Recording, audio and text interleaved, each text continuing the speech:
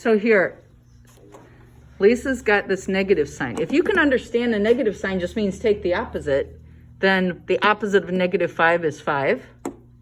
And the opposite of subtracting 4y is adding 4y. Now it does get a little bit more difficult to follow if this would have been like minus negative and then what do you change, etc. That's why changing it from minus to plus the opposite kind of clears up where those negative signs are.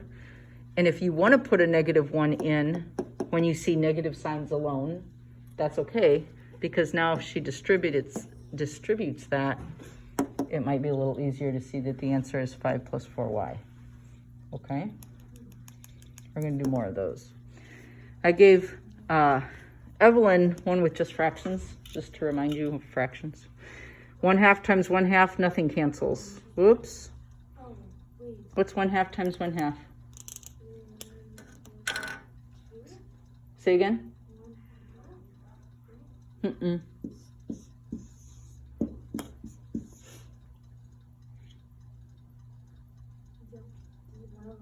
1/4, yes. And then what's 1/2 times 2/3?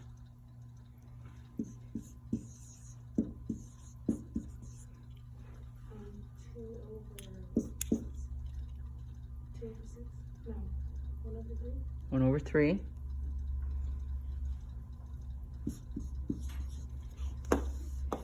And you can't go from there because that's got a y.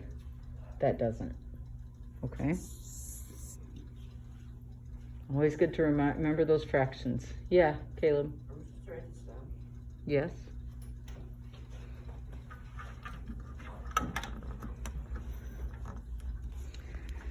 All right, now Olivia's and Caleb's are written as fractions. Okay? And it says simplify using distributive property. Well, what I want you to see is 8 minus 9x is grouped together, right? Remember we talked about a fraction bar as a grouping symbol? So you could see it in parentheses. And 3 on the bottom is like dividing by 3 or like thinking of the fraction 1/3. I'm not expecting you to rewrite it like that, but I want you to see that those two are the same thing. It's like you're dividing each piece by 3 here, or multiplying each piece by 1/3. So what's going on is if you have an expression in a numerator and you're dividing it by something, it's like you're dividing 8 by 3 and you're dividing 9x by 3. And so 8 by 3 doesn't come out equally, so that's why Olivia just wrote 8/3. But 9x divided by 3 gives you 3x. She shows that down there. So that's your answer right there. It's a different form of distributive property.